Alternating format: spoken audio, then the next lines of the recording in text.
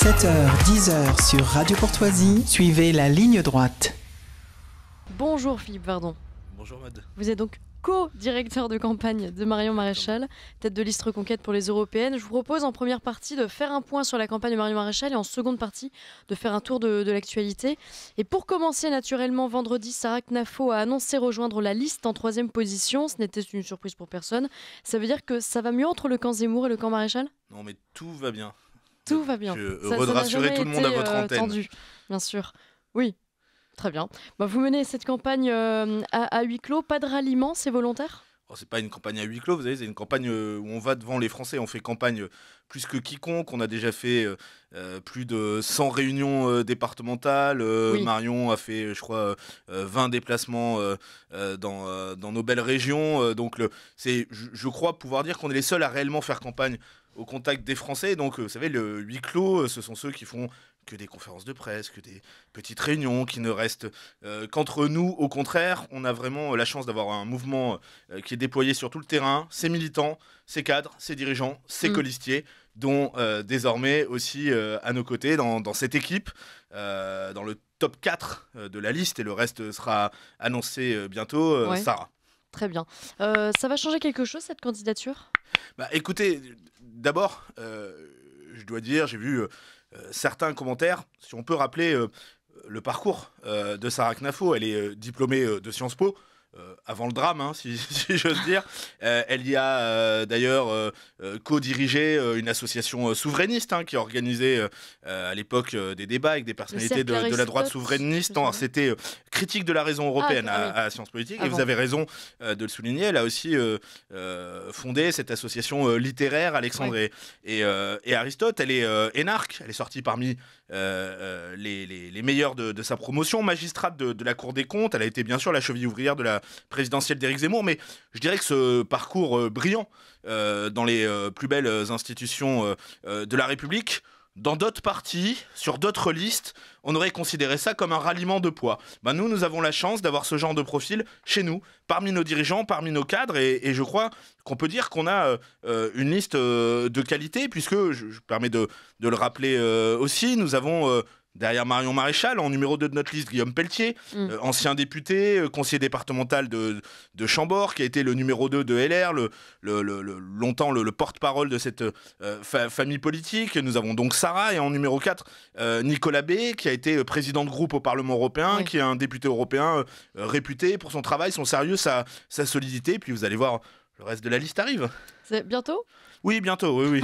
On est impatients. Mais je me méfie, vous savez, je le répète, nous avons la chance d'avoir dans nos rangs, parmi nous, des cadres de grande qualité, y compris parmi nos cadres départementaux et régionaux. Moi, je me méfie un petit peu des listes casting. Vous voyez, où on sort comme ça du chapeau des gens, comme si on n'avait pas quelque part les ressources en interne, dans ces rangs, pour mener le combat. Nous avons la chance, encore une fois, d'avoir des cadres, des dirigeants de qualité parmi nous. Alors Marion Maréchal a déclenché une polémique il y a quelques jours en répondant à un couple d'hommes qui annonçait avoir obtenu 2 bébés par GPA sur le réseau social X. C'était assez risqué de relancer ce débat, non ?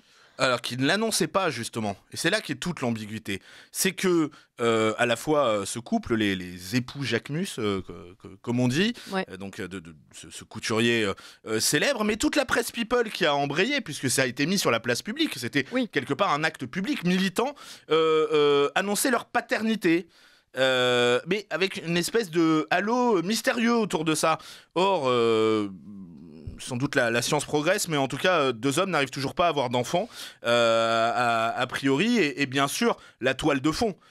C'était cette pratique scandaleuse, honteuse, de la gestation pour autrui, et c'est vrai que Marion, en 4 mots, est la maman, a permis, non pas de lancer une polémique, le but c'est pas de lancer une polémique, c'est de mettre la lumière sur une situation. Et on voit, c'est vrai, assez régulièrement revenir, notamment dans la presse people, dans certains médias, où finalement c'est cette pratique scandaleuse de la GPA, des mères porteuses, disait-on avant, passait un petit peu comme ça, comme une lettre à la poste. C'est une pratique qui est d'abord interdite en France.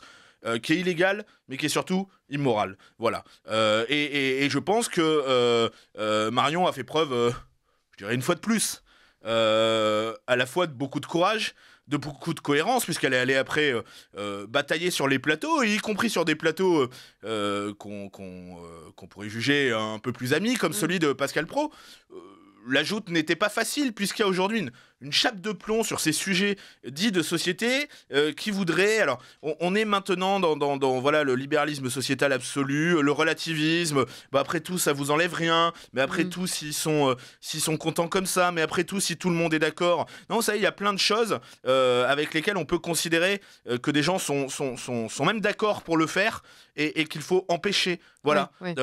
Et cette pratique est absolument scandaleuse, honteuse, et je crois qu'on peut, une fois de plus, ça a été le cas aussi avec le racisme anti-blanc, ça a été le cas aussi avec les fichiers S, ça a été le cas aussi avec la charia. Marion a parlé de charia alimentaire, de charia vestimentaire lors de notre grand meeting de lancement au Palais des Sports. Tout le monde a « Ouh, c'est horrible, il faut pas parler de charia sur le plateau de Cyril Hanouna. » Tout le monde était en émoi, charia, comme vous y allez. Et puis on se retrouve un mois plus tard avec Retailleau qui parle de charia, Bardella qui parle de charia, Attal qui parle de charia. Bon, il est vrai qu'entre-temps, on a eu des gamines qui se font massacrer parce qu'elles portent pas le voile, parce qu'elles respectent pas le ramadan, et même un homme qui a été tué en France. On peut être tué parce qu'on ne respecte pas le ramadan. Donc du coup, oui, la charia, elle est bien là. Et donc sur ce sujet de la GPA, une fois de plus, oui, on peut dire que Marion a incarné cette droite qui baisse pas les yeux, cette droite qui a pas peur d'affirmer avec sincérité ses convictions. Et je crois que en plus, ce sujet est un sujet en réalité beaucoup plus important qu'il n'y paraît. La question de la dignité humaine, c'est aussi une question civilisationnelle. C'est aussi une question fondamentale de ce que nous sommes en tant qu'Européens, en tant que civilisation d'essence chrétienne. Et ça nous dit aussi... à la face du monde ce que nous sommes. Et puis nous avons la chance, chez Reconquête, de ne pas avoir de débat sur le sujet. Nous sommes profondément attachés à la dignité humaine, à la dignité de la femme, tous opposés à la GPA. J'ai vu que c'était pas le cas forcément partout. Je me rappelle d'un député du RN qui avait dit qu'il y avait débat sur la GPA au sein de son parti. On a vu aussi qu'au Parlement européen, le PPE, qui est le grand groupe des LR, et certains députés européens LR ont voté le certificat de parentalité européen, qui veut que des GPA qui seraient reconnus dans certains pays s'imposeraient forcément à tous les autres, ce qui est une façon d'universaliser la GPA. Et ben nous considérons que le combat contre la GPA, c'est bien sûr un combat en France, et c'est un combat aussi en Europe. Et d'ailleurs, notre principal allié parmi les conservateurs européens, Giorgia Meloni, a, elle, durci l'interdiction de la GPA en Italie, et elle mène ce combat au niveau européen. Vous voyez, voter pour la liste de Marion Maréchal le 9 juin, ça sera aussi avoir des députés qui, avec résolution, avec fermeté, avec sincérité, avec cohérence, se battront de toutes leurs forces contre cette pratique ignoble. Alors Philippe Vardon, Marion Maréchal, François-Xavier Bellamy et Jordan Bardella ont participé jeudi dernier au grand oral des candidats organisé par les Éveilleurs en partenariat avec Boulevard Voltaire. L'idée était de distinguer ce qui différencie chaque candidat. On a vu en coulisses que Marion avait pu échanger un instant avec François-Xavier Bellamy au sujet de la GPA justement, mais les candidats n'ont pas souhaité débattre. Pourquoi ? Oui, enfin, les candidats n'ont pas souhaité débattre, c'est un peu un raccourci. Ça aurait pu s'appeler le grand débat des Éveilleurs. Je veux pas... insister là-dessus, mais tout le monde sait que pour l'instant, Jordan Bardella n'a pas tellement envie de débattre avec ses concurrents. Nous, on aurait été ravis, et d'ailleurs, il y a eu Marion Maréchal qui a passé ce grand oral, je crois avec beaucoup de talent, en tout cas un certain succès à l'applaudimètre. Oui. Mais par ailleurs, on a débattu. Reconquête a débattu lors de cette soirée, puisque la seule confrontation qui a eu lieu, c'était en début de soirée, avec un débat des jeunes entre Stanislas Rigaud, donc le président de Génération Z, les jeunes de Reconquête, et le président des jeunes LR. Donc il y a eu un débat, et nous y sommes toujours ouverts. Vous savez, Marion Maréchal, elle a enchaîné un certain nombre de débats ces dernières semaines. On se rappelle face à l'islamo-gauchiste Mathilde Panot en décembre. Il y a eu aussi, il y a 10 jours maintenant, même 2 débats d'affilée. Le dimanche soir, c'était Marie Toussaint. Le lundi, c'était Valérie Ayé, la macroniste. Donc, nous, on est toujours ouverts au débat. Jordan Bardella a tort de refuser le débat ? Bon, vous savez, moi, j'aime pas par définition commenter les campagnes des autres. Je pense que Marion a raison de débattre. Je pense que le débat, c'est ce qui permet, le débat, vous savez, dans ces européennes, et on en aura plein là sur la fin de campagne, les débats à 7, à 8, bon, c'est un peu des débats où chacun attend son tour, alors on essaye, tout le monde guette le moment où on arrive un peu à se harponner. Bon, le vrai débat, c'est évidemment le débat en tête-à-tête, celui qui permet pendant 1 heure de la confrontation des idées. C'est ça qui réhabilite un peu la politique aussi, parce qu'on peut se pousser dans ses retranchements. C'est sûr que si on s'en tient tous à des matinales de 7 minutes ou à des débats de 2 heures où au final chacun parle 10 minutes, je ne crois pas que c'est ça qui va remonter l'intérêt des Français pour la politique. Donc oui, le débat. Alors Jordan Bardella était l'invité de Dimanche en politique sur France 3 hier. Je vous laisse juste écouter ce qu'il a dit. Il s'est adressé aux électeurs de Reconquête. Éric Zemmour, sa démarche pendant la présidentielle, ça a été de dire la France mène une course contre le temps, la France est menacée de disparition. Si la France est menacée de disparition, alors moi je tends la main à ces électeurs parce que précisément en votant Éric Zemmour, ils ne pourront pas gagner. Donc je leur dis, travaillons ensemble, venez avec moi, je fais ce rassemblement, mais je pense qu'ils n'en auront pas. Et je pense que de voter pour des listes qui vont faire 5 ou 6%, c'est affaiblir le poids de la sanction qui pourrait être infligée à Emmanuel Macron. Donc moi j'ai envie de rassembler. Philippe, pardon. Non mais déjà le problème c'est que Jordan il se contredit lui-même dans la même phrase. Puisqu'il dit je crois qu'ils n'auront pas d'élus parce qu'ils feront 5 ou 6%. Donc je rappelle juste pour ceux qui nous écoutent, parce que cet argument n'a jamais été aussi faux, qu'en réalité aux élections européennes, toutes les listes au-dessus de 5% ont des élus. Donc déjà l'argument peut être balayé. Cet argument n'a jamais été aussi faux, c'est le fameux argument du vote utile. Alors maintenant il n'y a plus que ça d'ailleurs. D'ailleurs on entre dans un moment où en fait ce sont les sondages qui définissent pour qui vous devez voter à la fin, puisque vaut mieux voter pour le premier parce que vous comprenez le vote utile, etc. Donc moi, je rappelle d'abord, toutes les listes au-dessus de 5% auront des élus, qu'il y a eu des études assez intéressantes qui ont été faites d'ailleurs par un ancien cadre dirigeant de l'IFOP, qui montraient qu'en réalité, si vous aviez, prenons simplement la liste du RN qui faisait 25 et la liste de Reconquête qui faisait 10, il y avait plus d'élus qu'avec une seule liste du RN qui faisait 35, pour des raisons exactement de répartition. Ensuite, sur le sujet du vote utile, je vais vous dire, moi, le vote utile, c'est le vote qui permet de faire bouger les choses. Et il se trouve qu'on est dans une élection européenne. Ça vote dans tous les pays européens en même temps. Et ensuite, il y a un Parlement européen avec des représentants de tous les pays européens. Puis sort de là un consensus, une majorité, une alliance européenne.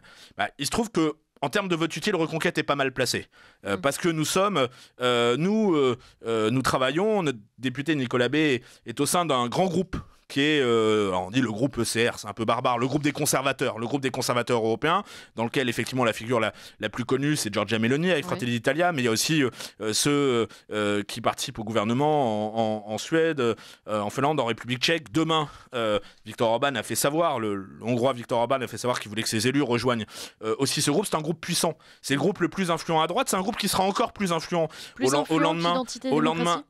Plus influent, c'est une certitude, parce que c'est un groupe qui n'est pas isolé et marginalisé comme le groupe que vous venez de citer, le groupe Identité et Démocratie, que je connais bien, qui est le groupe du Rassemblement national, mais qui est un groupe, on peut le regretter d'ailleurs, on pourra en discuter, mais qui est un groupe qui subit, vous savez, le fameux cordon sanitaire et qui est totalement marginalisé, isolé, qui ne dirige pas de commission, qui ne peut pas faire adopter de rapport. Et ce groupe des conservateurs européens, non seulement il est influent, non seulement il est puissant, mais il est en passe de devenir, dans toutes les projections, la troisième force du Parlement européen devant les macronistes. D'ailleurs, quand on entend, vous savez, cet argument, oui, il faut battre les macronistes, etc., nous, on peut les battre au Parlement européen. S'agissant d'une élection européenne, c'est plutôt pas mal. Donc moi, je crois pas à cette course, vous savez, de petits chevaux.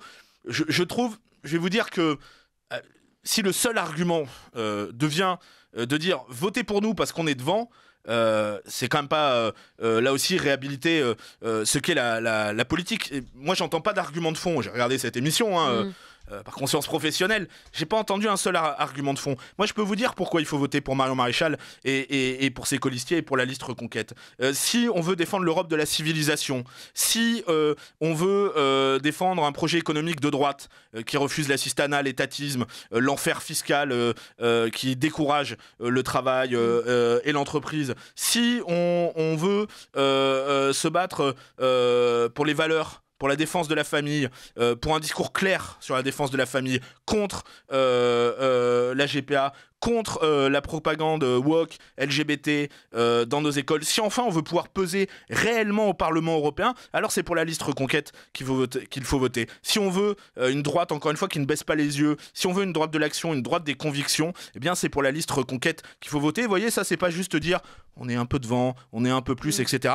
À un moment, je pense qu'il faut ramener aussi la politique là où elle doit l'être, sur le projet, sur les idées. Encore une fois, si le seul argument c'est de dire votez pour nous parce qu'on est devant, ça me semble un petit peu court. Mais comment expliquez-vous que vous soyez en ce moment un petit peu en queue de peloton, quoi, que vous n'augmentiez pas forcément? Alors, il y a des sondages qui vous ont quand même placé à 8 voire 9%. Jusqu'à 9, ouais. Jusqu'à 9%, d'autres 5,5%, on ne sait pas. Oui, bon. Ça dépend des instituts. Évidemment, c'est à prendre avec... Vous connaissez ça dépend des instituts. Vous savez, les sondages...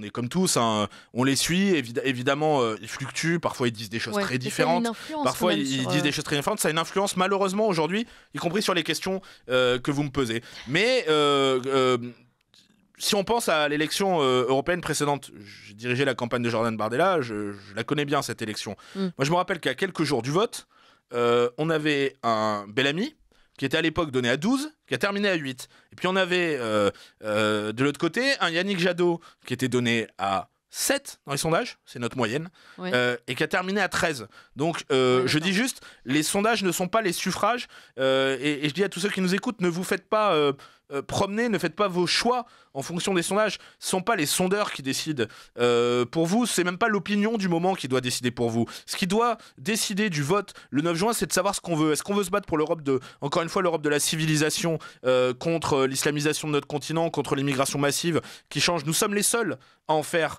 le sujet essentiel. Ça ne veut pas dire que c'est le seul. Et moi, vous le savez, à votre antenne, on a déjà pu discuter de plein d'autres sujets. Mais ça veut dire que c'est le sujet existentiel et vital. Si on veut se battre pour l'Europe des nations plutôt que l'Europe de la Commission, alors encore une fois, c'est pour la liste Reconquête qu'il faut voter, parce qu'on a l'assurance dans ce scrutin-là, on a l'assurance d'avoir des élus. On n'est pas dans la présidentielle où on élimine, il y a un deuxième tour, hein, je le rappelle, un seul jour, un seul tour.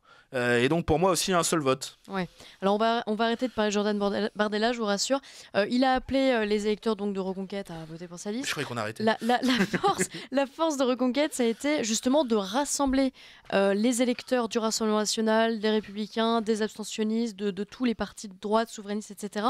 Aujourd'hui, quelle est la cible de Marion Maréchal dans cette campagne? Vous savez, d'abord quand on part en campagne, on s'adresse à tous les Français. Voilà, c'est peut-être un peu tarte à la crème, mais c'est une réalité, bien sûr. Ensuite, nous, on a une base électorale de gens qui ont été fidèles lors de l'élection présidentielle, lors des élections législatives qui ont suivi. Et puis, bien sûr, Marion Maréchal, elle a aussi cette force de pouvoir parler à la fois à des gens qui, chez LR, sont attachés à un programme économique de droite, mais voient bien toutes les trahisons de ce parti en matière d'identité, et qui, du côté du RN, je ne vais pas vous rappeler quels sont les liens très forts entre l'électorat du RN et Marion Maréchal, sont des liens historiques, affectifs. Oui, et puis ils l'ont placé à de nombreuses reprises, y compris en tête des élections internes du parti, etc. Et donc du côté du RN, des gens qui, tout en étant attachés au combat historique contre l'immigration, même si on pourrait parler des modulations, mais qui est associé au RN, ne se retrouve pas non plus dans le programme économique. Donc elle a cette capacité à parler à tous ces électorats. C'est ceux à qui nous adressons dans cette élection européenne.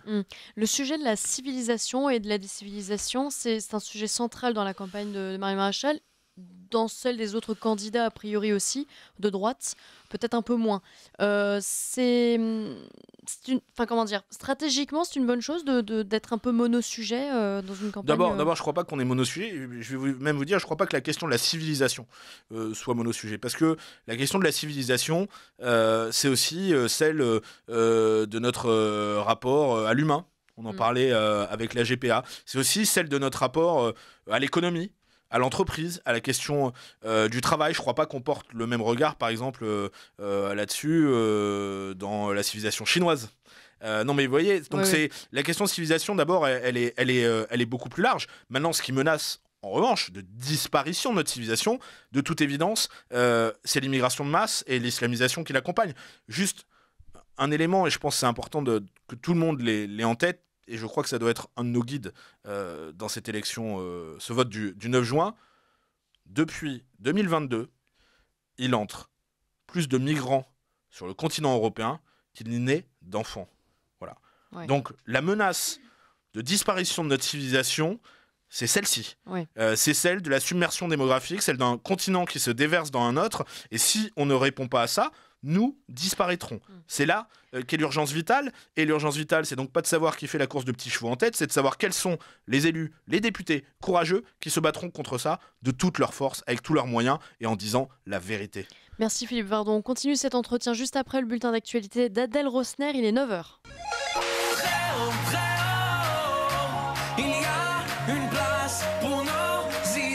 Vue de haut. Philippe Vardon, dans la nuit de samedi à dimanche, Matisse, 15 ans, a été tué à coups de couteau par un mineur afghan, tout juste relâché par la justice après avoir été mis en examen pour vol avec violence. Cela repose forcément la question du lien entre immigration et insécurité. Les parents de cet Afghan sont en situation régulière en France.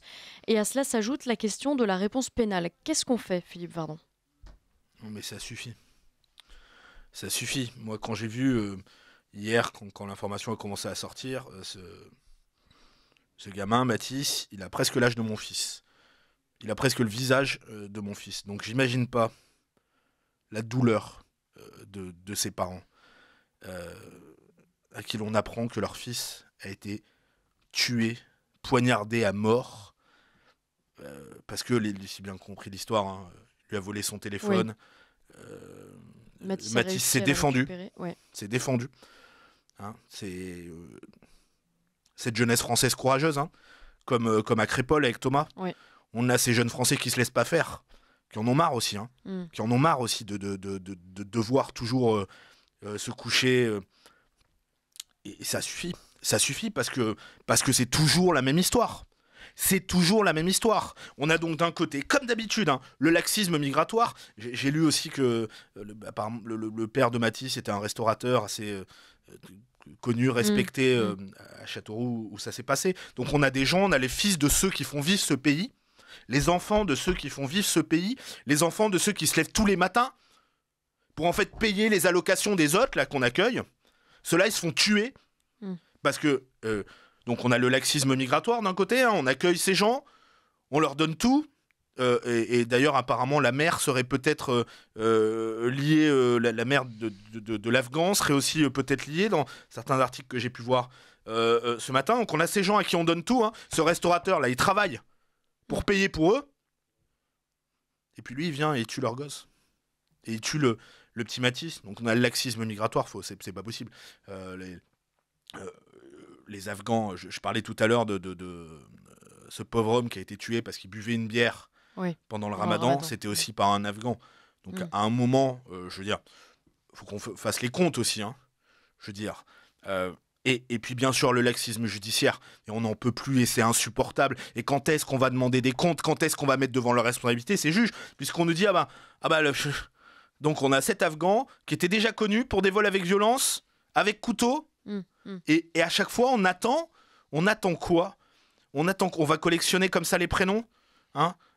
C'est Lola, c'est Thomas. Oui, à chaque fois, c'est Matisse.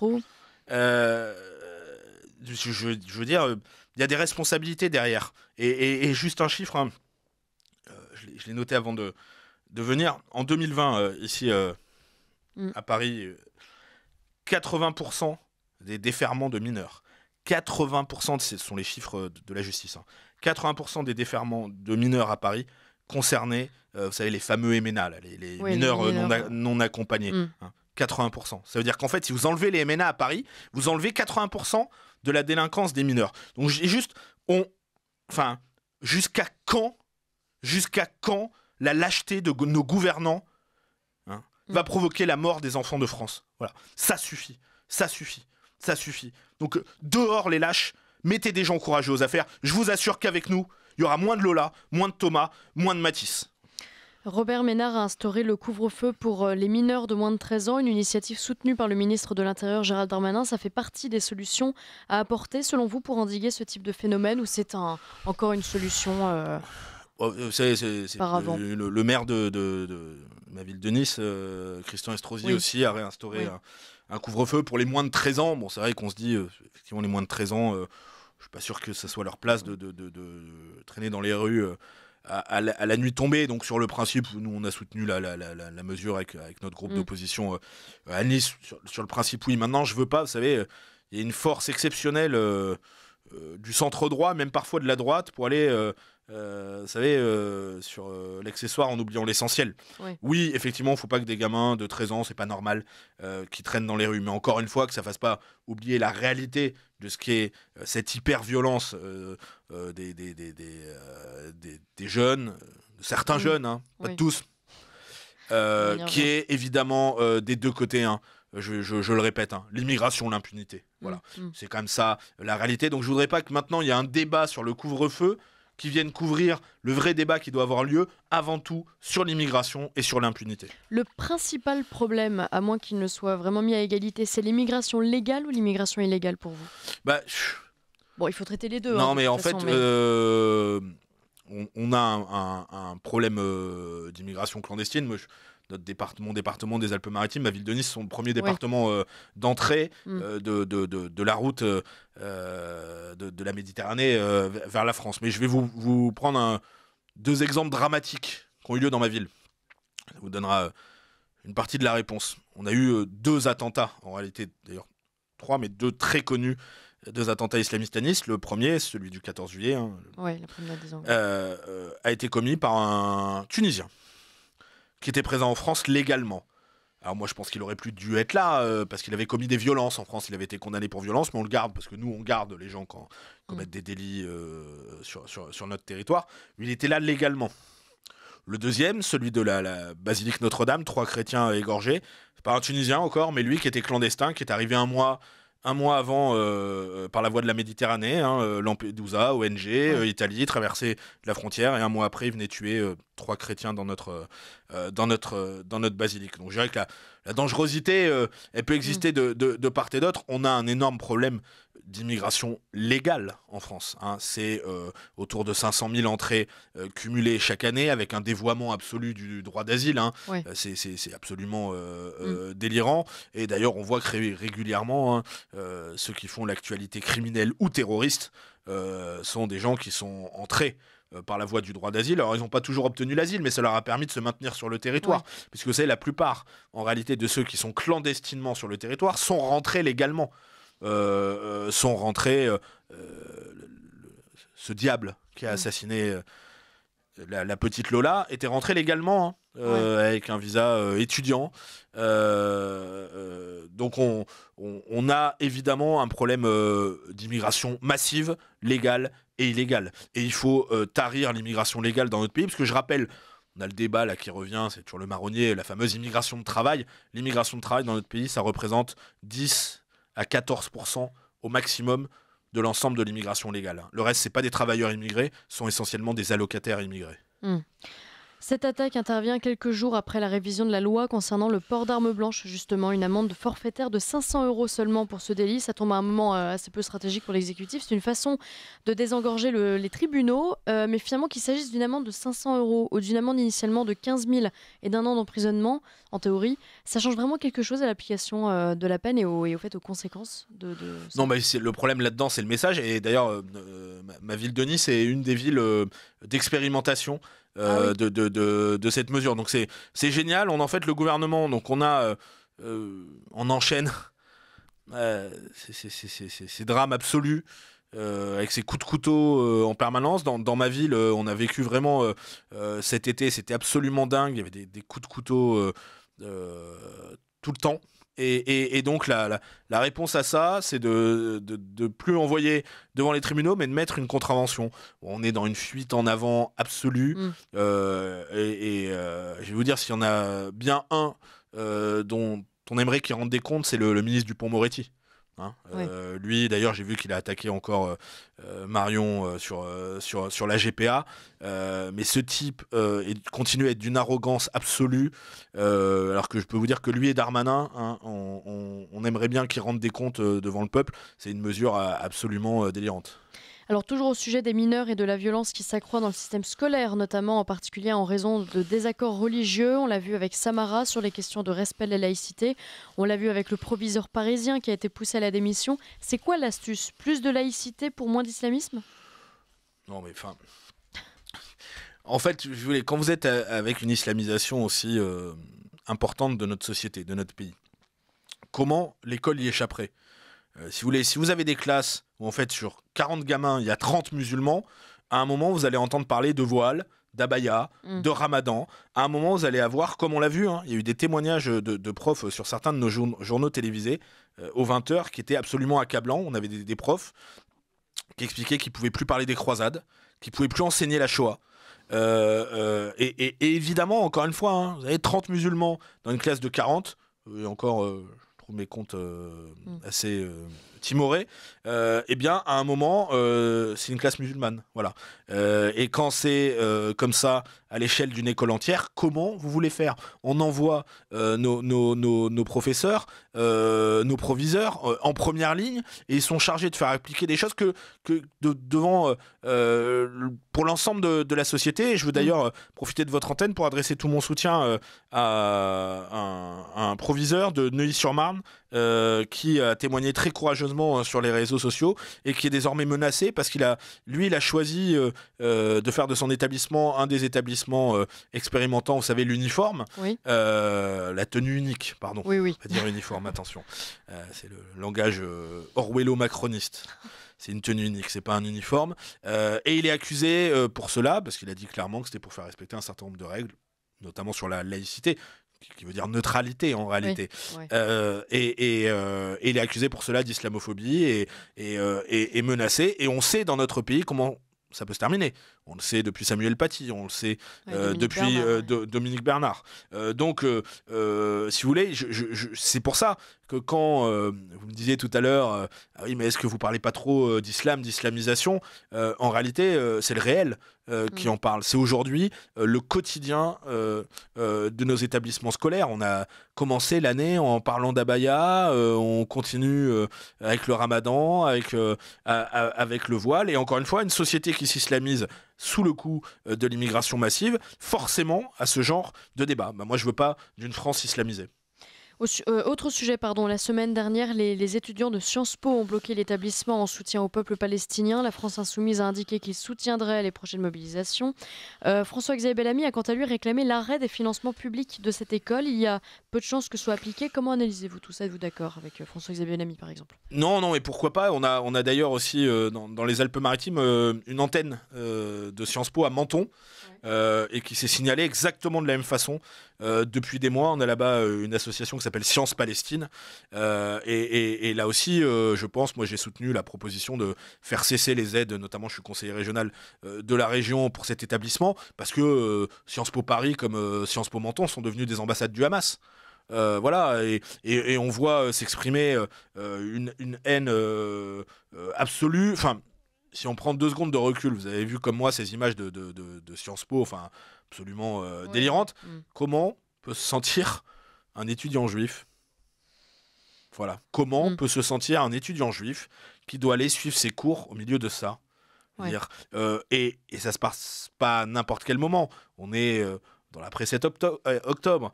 Comment peut se sentir un étudiant juif? Moi, j'ai vu un professeur de Sciences Po sur une chaîne de télévision qui expliquait que la situation était aussi largement liée aux étudiants étrangers. Et dont un certain nombre d'étudiants venus de pays musulmans et apportant donc leur regard sur le sujet, mais aussi que c'était aussi lié à l'ouverture de Sciences Po, vous savez, à travers ces filières alternatives vers les banlieues, et que donc la spécificité de Sciences Po se perdait peu à peu. Donc oui, la question des subventions a mérite d'être posée. Enfin moi, voilà, on va le dire très simplement. Est-ce qu'on a envie que nos impôts servent à payer ça, là? Est-ce qu'on a envie que nos impôts servent à tenir des meetings islamo-gauchistes, à hurler sa haine c'est pas que la haine d'Israël, c'est la haine de l'Occident, c'est la haine de l'Europe, de cette façon. Donc oui, les subventions, c'est un vrai sujet. Je pense que ça mériterait quand même une enquête parlementaire pour savoir comment on en est arrivé là.